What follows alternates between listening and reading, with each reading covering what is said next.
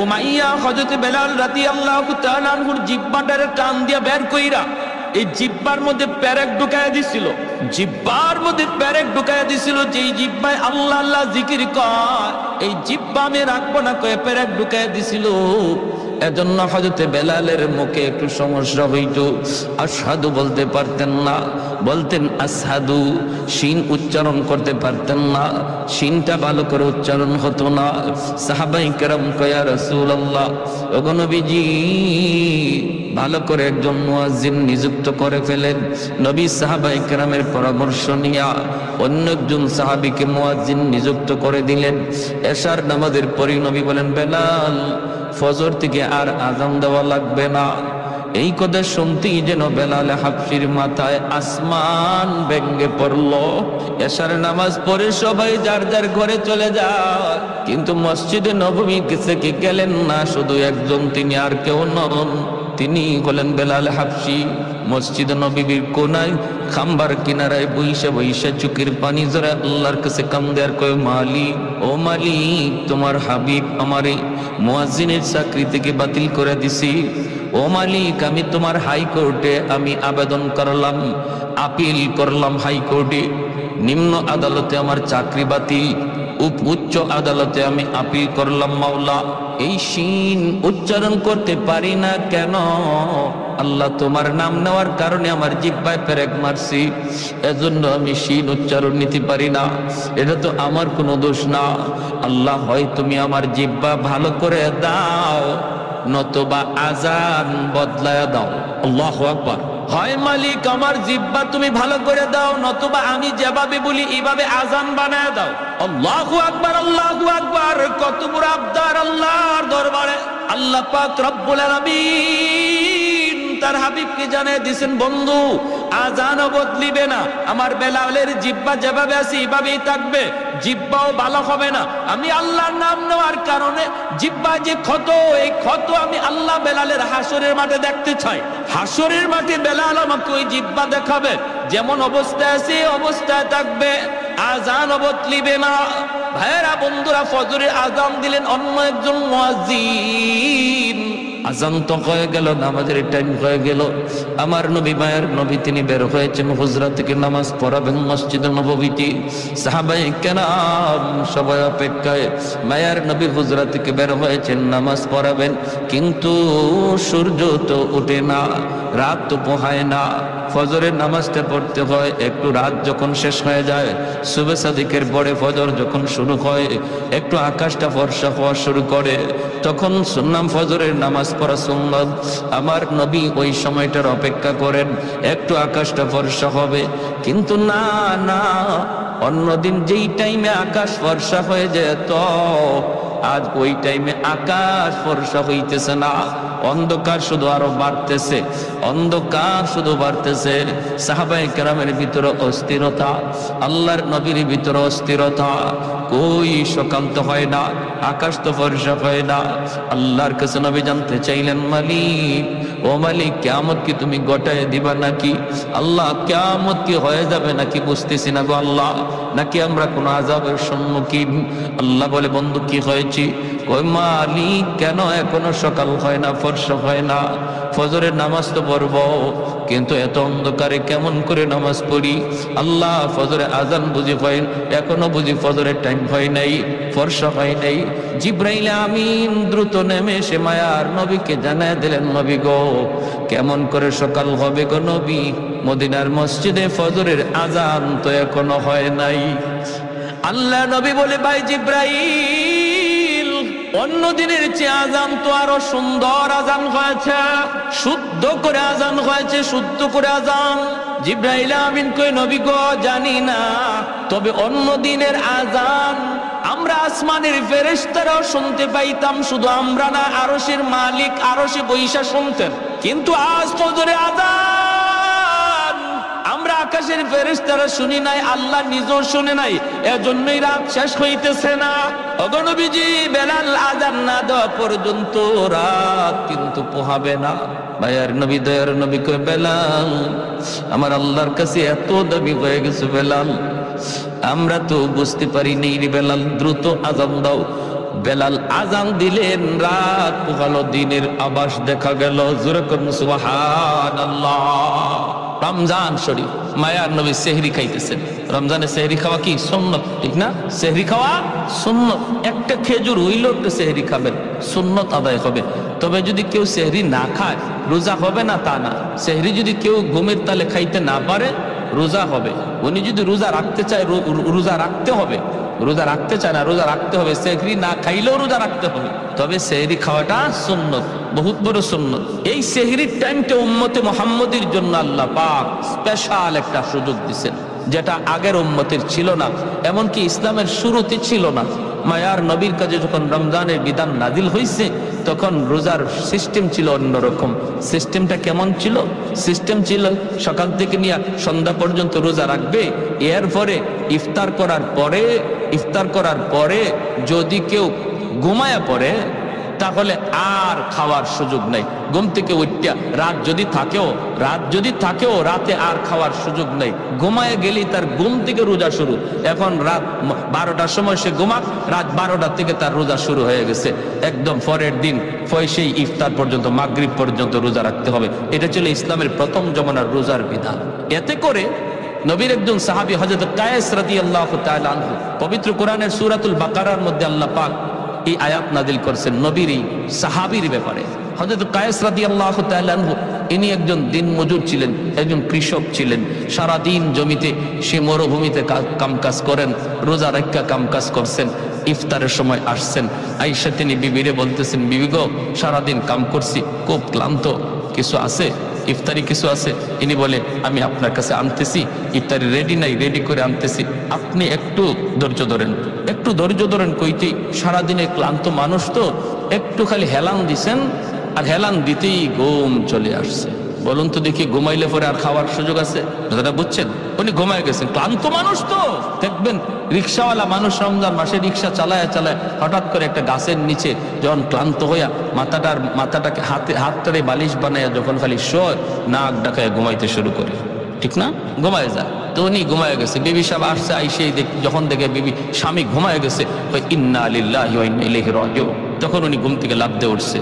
দুজন হাত পা সেইরা একদম অসহায় হয়ে দাঁড়ায় রয়েছে। বিবি সাহেব কাঁদতেছে, স্বামী গো এখন তুমি কেমনে রোজা রাখবা? রোজা তো রাখবাই, তুই রোজা রাখতে গেলে এখন অবস্থাটা কি হবে? সারাদিন গেছে তুমি কিছু খাও নাই, এখন ইফতার করবা, একটু দেরি হইতে তুমি ঘুমায় গেলা, ঘুমাইছো তো এখন আর তোমার খাওয়ার সুযোগ নেই, এখন কেমনে কি করবা? ইনি না খাইয়া এই রাত থেকেই রোজা রাখা শুরু হয়েছে। সারাদিন ক্ষুধার্ত তৃষ্ণার্ত, আবার সারা রাত গেল না খাওয়ায়। পরের দিনও রোজা শুরু হয়ে গেছে। পরের দিন রোজা শুরু হয়েছে, যখন দুপুর হয়ে গেছে তখনই উনি ওনার মাঠেই যেখানে কাজ করতে বেহুশ হয়ে পড়ে গেছে। বিবি সাহেব আল্লাহর নবীর কাছে গিয়া বলছে, ইয়া রাসূলুল্লাহ আমার স্বামীর এই অবস্থা। আল্লাহর নবী, রহমতের নবী আল্লাহর কাছে আবদার করলেন, মালিক আমার উম্মতের জন্য বিধানটা কঠিন হয়ে গেছে, আল্লাহ একটু আসান করো। সাথে সাথে আল্লাহ পাক জিব্রাইল আমিন মারফতে কোরআনের আয়াত নাজিল করে ওই সাহাবীর দিকে লক্ষ্য করে আল্লাহ জানাই দিলেন, বন্ধু আজ থেকে তোমার উম্মতের বিধান আমি আসান করে দিলাম। ঘুমাইলে আর রোজা শুরু হয়ে যাবে এমন না, সারা রাত সেহরি পর্যন্ত সে খাইতে পারবে। এখন ঘুমাক আর উঠো, খাওয়ার টাইম সারা রাত। তাহলে নবীজির সাহাবীরাও উম্মতের জন্য রহমত, ঠিক না? একজন সাহাবীর কারণে আমরা রোজার বিধানটা আসান পাইছি, আর নাইলে কিন্তু আমাদেরও এইরকমই হইতো। ঘুমাই খালি একটু ঘুমাইবেন, শেষ, আর খাওয়ার সুযোগ নেই, রোজা শুরু হয়ে যেত। এই সাহাবীরই ঘটনার পরে রোজার বিধানটারে আল্লাহ আমাদের জন্য সহজ করে বলেন, সকাল থেকে নিয়ে মাগরিব পর্যন্ত, ইফতার পর্যন্ত তোমরা রোজা রাখবা, খাইবা না, পানি পান করবা না। আর ইফতারের পর থেকে নিয়ে সেহরি পর্যন্ত সারা রাত তোমরা যখন মন চায় যা খাও, তোমাদের জন্য সে সুযোগ করে দেওয়া হয়েছে। আল্লাহ নবী সেহরি খাইতে বসছেন, বেলাল হাবশি আজান দিবেন, ফজরে আজান। মুয়াজ্জিন সাহেবরা আজান দেওয়ার আগে ইমাম সাহেবের একটু খবর নেয়। তো বেলাল হাবশি রাদিয়াল্লাহু তাআলা আনহু তিনিও ফজরে আজান দিয়ে দিবেন, সেহরির টাইম শেষ হয়ে গেল। তিনি তো চিন্তা করতেছেন আমার নবী এখনো কি তিনি খানা খান নাকি খানা থেকে সেরে ফেলছেন, একটু যায় দেখে আসি। বেলাল চলে আসলেন আল্লাহর নবীর কামরায়, আইসা দেখেন মায়ার নবী এখনো খানা খাইতেছেন, আর নবীর সাথে আর একজন অপরিচিত মানুষ খানা খাইতেছে। আল্লাহর নবীকে খানা খাওয়া দেখেই বেলাল ডাক দিয়া বলতেছে, নবী গো সেহরির টাইম শেষ হয়ে গেছে গো নবী, আর খানা খাইয়েন না। আল্লাহর নবী দেখে বলতেছেন, বেলাল কি কইছ? বলে, নবী গো সেহরির টাইম শেষ। ঠিক আছে, বেলাল চলে গেছেন। বেলাল মনে মনে ভাবছেন তাহলে তো নবী এখন খানা শেষ করে ফেলবেন। বেলাল চলে গেছেন, চলে যাওয়ার পর একটু পরে আজান দিবেন, আসছেন কই দেখি কে নবী এখনো খানা খায়া শেষ করছেন নি। আয়া দেখেন নবী এখনো তিনি খানা খাইতেছেন। বেলাল ডাক দিয়া বলে, ইয়া রাসূলুল্লাহ সেহরির টাইম শেষ, খানা খায়েন না। নবী কয় ঠিক আছে। বেলাল আবার চলে গেলেন, যাইয়া একটু পরে আজান দেওয়ার আগেই ভাবতেছেন যে দেখি দেখি এখনো নবী খানা খায় শেষ করছেন নি। আইসা দেখেন মায়ার নবী এখনো খানা খাইতেছেন। এইবার হযরত বেলাল বলি, ইয়া রাসূলুল্লাহ খোদার কসম ওগো নবী সেহরির টাইম শেষ। যেই মাত্র বেলাল কয় খোদার কসম সেহরির টাইম শেষ, তখনই মায়ার নবী কয় কি তাড়াতাড়ি গোসল, সেহরির টাইম শেষ। বেলাল কসম খেয়ে ফেলছে, সেহরির টাইম শেষ। নবী যা ছিল সাথে সাথে হাত থেকে ফালাই দিচ্ছেন। দুজন অপরিচিত একজন মানুষ নবীর সাথে খানা খাইতে বসছেন। সেই অপরিচিত মানুষ আর কেউ নন, তিনি হলেন জিব্রাইলে আমিন, ফেরেশতাদের সর্দার জিব্রাইলে আমিন। মায়ার নবীর সাথে সেহরি খাইতেছেন। ওই অবস্থায় দুজনে খানা বন্ধ করে দিলেন। এরপরে নবী ফজরের নামাজ পড়ালেন। নামাজ পড়ে নবী মিম্বরে বসলেন।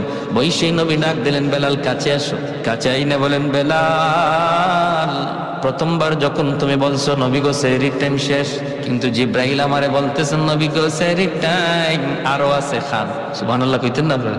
তুমি বলছো সেহরির টাইম শেষ, জিব্রাইল আমারে কয় না আছে টাইম, খান। দ্বিতীয়বার যখন তুমি বলছো সেহরির টাইম শেষ, তখনও জিব্রাইল বলেন না গো নবী আরো আছে, খান। তৃতীয়বার তুমি যখন বলছো সেহরির টাইম শেষ, তখনও টাইম ছিল, কিন্তু যখনই তুমি কসম করে ফেলছো কসম খোদার সেহরির টাইম শেষ, তখন আল্লাহ পাক রব্বুল আলামিনকে জিব্রাইল যদিও সেহরির টাইম শেষ ছিল, কিন্তু আমার বেলাল কসম খেয়ে ফেলছে। আমার বেলালের দাম আমি আল্লাহর কাছে কি পরিমাণ জানো না? আমার বেলালের কসমের ইজ্জত রক্ষায় আমি আল্লাহ টাইম থাকলেও অফ করে দিলাম। আরেকটু জোরে কন্যা সুবহানাল্লাহ। ছিল টাইম, আরো ছিল, খাওয়ার সুযোগ ছিল, কিন্তু বেলালের কসমের ইজ্জত রক্ষায় আল্লাহ টাইমটারে অফ করে দিয়েছেন। জোরে কম সুবহানাল্লাহ। আহাদুল লাইসা কামিসলি সামাদুল লাইসা কাফাদলি লিমানিল মুলকু তুগু ই তো সাজাওয়ার খুদাই তো খুদা ওয়ান্দায়ামি নি তো খুদা ওয়ান্দায়াসারি তো খুদা বন্দ জমিনি তো খুদা বন্দ সমাই তো রহিমি তো করিমি তো সমিঈ তো বসিরি তো মুইদ্দি তো মুদিল্লি তো মালিকিল আরশি বাজাই। একটু জোরে করুন আল্লাহু আকবার।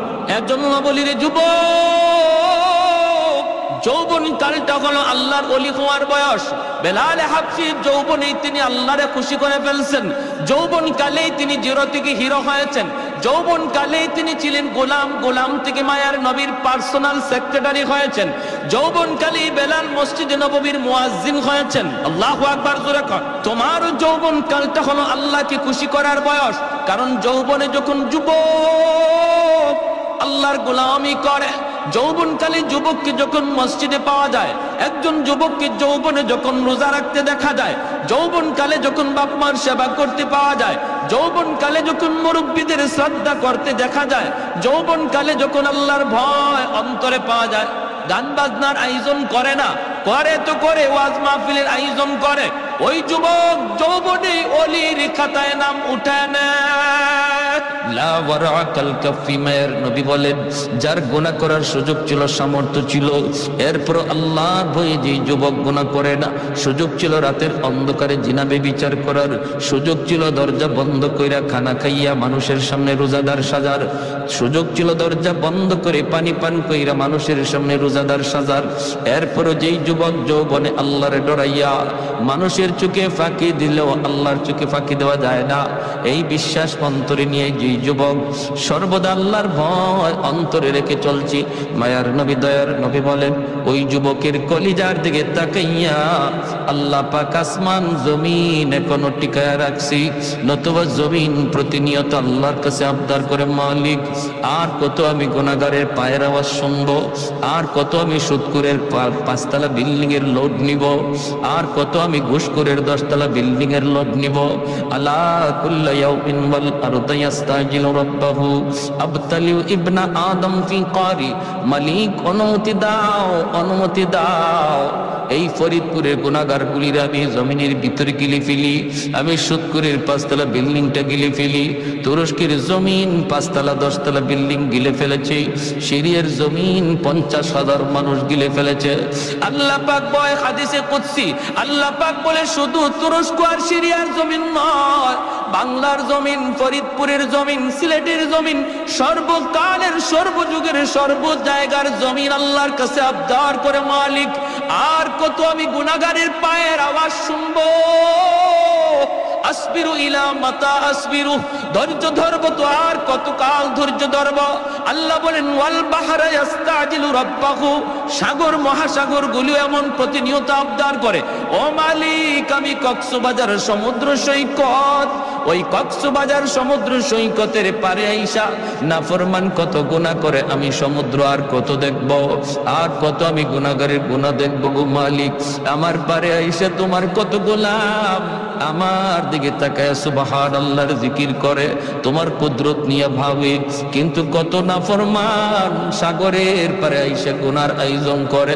ও মালিক এই গুনাহগার গুলি জমিনে নাপাক করে ফেলেছে, আমাকে অনুমতি দাও আমি পানি নাপাক জমিন পাক বানায় দিই।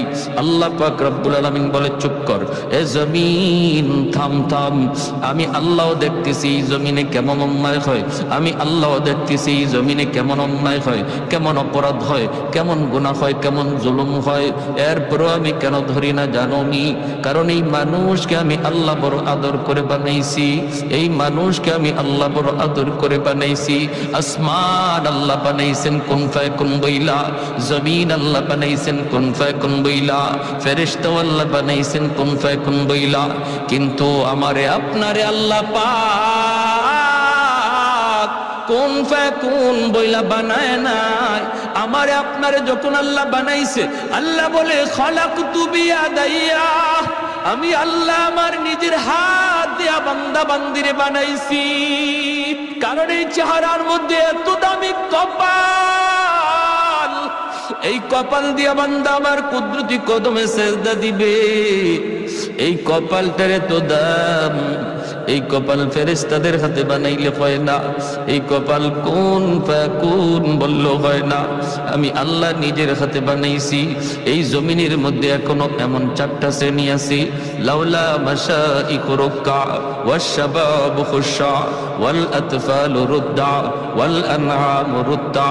আল্লাহ বলে এখনো জমিনের ভিতরে এমন আমার কিছু বান্দা বান্দি আছে, চুল দাড়ি তার সাদা হয়ে গেছে, কোমরে তার ব্যথা, হাঁটুতে তার ব্যথা, আমি আল্লাহর কদমে সেজদা দিতে তার কষ্ট হয়, এরপর কষ্ট করে করে আমি আল্লাহকে সেজদা দেয়, তার সেজদার দিকে তাকাইলে জমিনের প্রতি আমি আল্লাহর মায়া লেগে যায়। ওয়াশাবাবু খুশা, আল্লাহ বলে 2 নম্বর কোন জমিনে এমন কিছু যুবক যৌবনের পাগলামি করে না, গুনার আয়োজন করে না, না না, যৌবনে তার মাথায় টুপি পাওয়া যায়, যৌবনে তার মুখে দাড়ি দেখা যায়, যৌবনে তার মসজিদে পাওয়া যায়, যৌবনে তার রমজানে রোজা রাখতে দেখা যায়, যৌবনে মুরব্বিদের শ্রদ্ধা করতে পাওয়া যায়, যৌবনে আলেমদেরকে তাজিম করতে দেখা যায়। ওই যুবকের কলিজার দিকে যখন আমি আল্লাহ তাকাই, তখন এই গুনাহগার জমিনের প্রতি আমি আল্লাহর মায়া লেগে যায়। এজন্য বলি যুবক, যৌবন কালটারে অনেক মূল্যায়ন করো। যত আল্লাহর ওলি হইছেন এই জমিনে সবাই ওলি হইছেন যৌবনকালে। যৌবনকালেই সবাই ওলির খাতায় নাম লেখাইছেন। অতএব নিয়ত করো, রমজানের রোজা একটাও ছাড়বো না, তারাবির নামাজ আমি ছাড়বো না। রমজানে আমার আল্লাহ নারাজ হয় এমন কোনো কাম করবো না। যখনই তুমি এমন নিয়ত করবা, এমন নিয়ত করবা, সাথে সাথে আল্লাহ পাক রব্বুল আলামিন তোমার উপর খুশি হয়ে যাবে। আর মুরব্বীদের সাথে বেয়াদবি করবা না, কারণ সাদা দাড়ি সাদা চুল মুরব্বী আল্লাহর কাছে বড় দামি, বড় দামি। মুরব্বী বাবাজি যখন আল্লাহর কাছে হাত উঠায়, আল্লাহ বলে তখন আমার লজ্জা লাগে, লজ্জা। আলী রাদিয়াল্লাহু তাআলা আনহু একজন মুরব্বীর শ্রদ্ধা করছিলেন কেমনে? মসজিদে নববীতে নামাজের জন্য রওনা দিয়েছেন। চিকন একটা গলি, এই গলির মধ্যে একজন মুরব্বী লাঠিতে বর দিয়া কোমরটা বাঁকা হয়ে গেছে মুরব্বীর। আস্তে আস্তে গলি পার হইতেছি।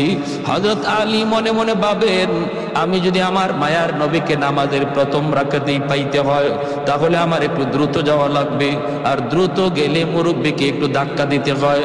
চাচা আমার একটু সাইড দেন, একটু সাইড দেন, এইভাবে চাপ দিয়ে যাইতে হয়।